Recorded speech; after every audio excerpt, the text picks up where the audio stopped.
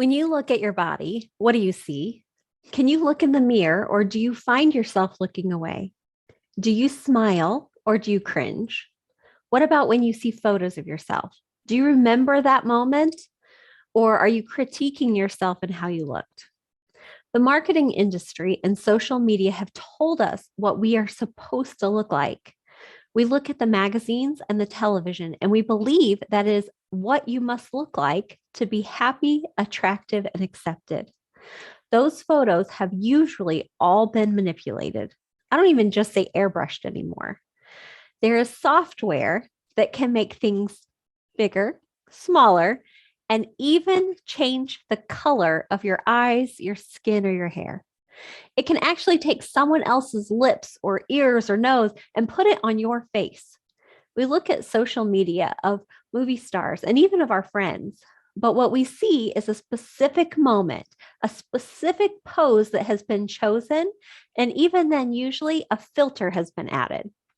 When we compare ourselves, many times we end up looking with a super critical eye. The movie stars have someone for hair and makeup, lighting, editing, and even to readjust the pose ever so slightly to be just a bit more flattering. Even the people on social media channels, the influencers, have shared so many of these tips and tricks that most teenagers' photos look almost professional now. Now, I want you to remember your childhood. Think about someone you love dearly. Did it matter what their body looked like? Sure. You noticed what shape or size they were, but did that matter? I remember when I was a kid throwing my arms around the people that I loved in my family, and some of them, my arms did not quite touch on the other side. But with their arms wrapped around me, that made the whole circle. I remember feeling safe, wanted, and loved. Never was I thinking about how short my arms were or how big around their middle was. I remember my son having an obsession with the silky, soft underarm skin of my mom. He asked, Mama, why is your skin so soft? While rubbing her loose, saggy underarm skin between his fingers. She did not love that part of herself. When she was all snuggled up to him, though, she could care less, couldn't have cared less. He loved her and she loved him. Can you imagine if you felt that kind of love for your own body?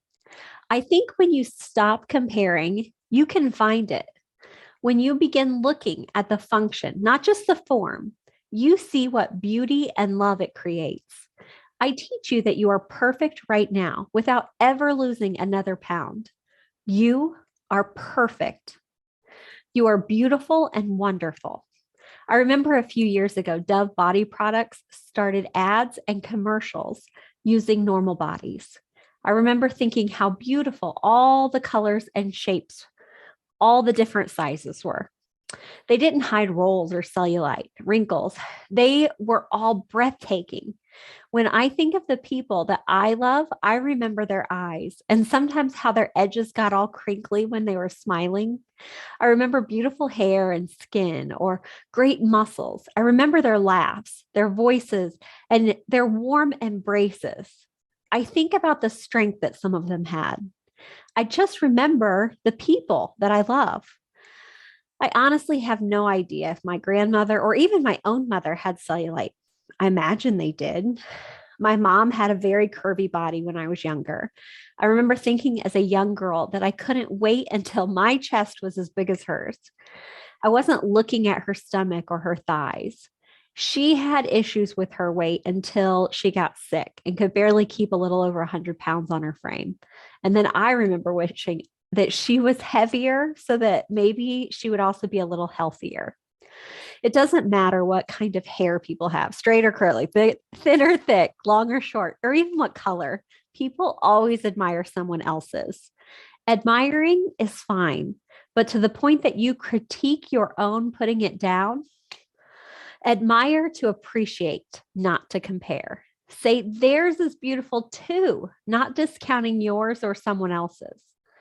There will always be parts of your body that you don't find as attractive, but to be critical of them is just not necessary. I think about knuckles and knees. how they are the weirdest looking parts of the body to me. Some people it's feet, but to me, it's the knuckles and the knees. All of the movement they allow is truly amazing. How much extra skin they must need to fully move into all those positions. Think about an ostrich or an elephant. They are amazing creatures, but it could also be said that they are maybe not the most beautiful, not enough somehow. I know that sounds silly. They are animals. How else would they look but exactly like an ostrich and an elephant? That is because we expect them to look exactly like they do. We may compare them to another elephant, but it isn't in a one is better or one is worse type comparison. We notice differences. Our brains are super inquisitive, noticing all kinds of details and differences. Can you imagine if you not only accepted your body as it is, but you expected it to look exactly as it does? What would that be like? If you expected your body to look exactly how it does, would you stop putting it down? Would you dress it for the size and shape for clothes that would fit it and show off your inner personality? If you expected your body to look however it was supposed to, could you find yourself in all the wonderful things your body does and allows you to do? Could you find that wonderful? I love to people watch. I'll go sit at the mall or the airport and just watch and listen.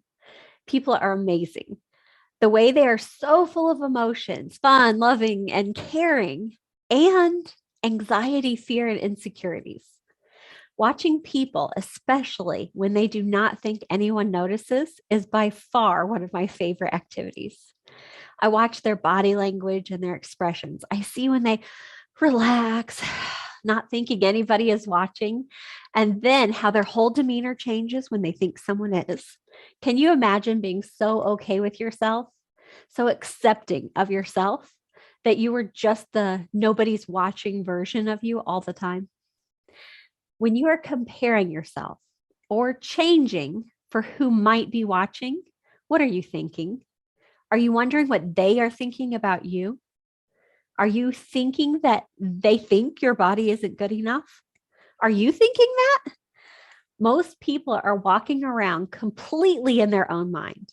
They are either trying to get noticed or to go unnoticed, or so focused on something else entirely. When I was at my heaviest, I did a lot of comparing. I thought people were noticing my weight all the time. What is so funny is that now, when people who see me all the time and always have, they find pictures of me and they don't remember me ever looking like that. They remember me smiling and laughing, asking about how they are doing or what are they looking forward to. They remember me as fun and caring. They surely saw what size I looked like, but to them, it didn't matter. And it didn't matter any more to them than what color my eyes were or what size shoes I wore. They really saw me. And so they didn't realize how much I weighed. I was always doing things like hiking and going places. I always had something fun going on. And so that is what they remember. For the longest time, my weight didn't hold me back from those things. But in my mind, I was always thinking it was a problem for me and that my weight was a problem for everyone else too. I have grown up to have so much love and appreciation for my body since I began this weight loss journey. Even for the body I had before I had lost any weight, I have so much love and appreciation. My body is and was beautiful and amazing. I am strong and curvy and attractive. My body allows me to hold those I love and take the best adventures. I am in awe at how my body functions, how I was able to grow a baby in it. The entirety of my body is amazing and inspiring. Yes, I can look at my knees and knuckles and think these folds and extra skin look so weird, but it is beautiful and it does exactly what it was supposed to do. I look at the loose skin and the stretch marks and the start of some fine lines and wrinkles. Yes, I could think they are not attractive or they should not be there, but I don't. I may think that I don't look like models or actresses that I see on TV.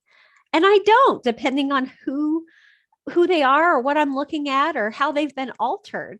They might not even really look like that either. But when I look at the loose skin, stretch marks, the lines, I really think my body has a story to tell. I love a good scar for the same reason. It holds an unspoken story. Something happened and it healed, and the person is still here living with the story to tell. My body is here. I am living, truly living, and I have such a story to tell. Think about an ostrich or an elephant. They are amazing creatures, but it could also be said that they are not the most beautiful, not enough somehow. I know that sounds silly, that they are animals. How else would they look but like an ostrich and an elephant? That is because we expect them to look exactly like they do. We may compare them to another elephant or another ostrich, but never is it in better or worse than another. What if you thought you looked exactly like you're supposed to? Exactly the way your body was meant to be?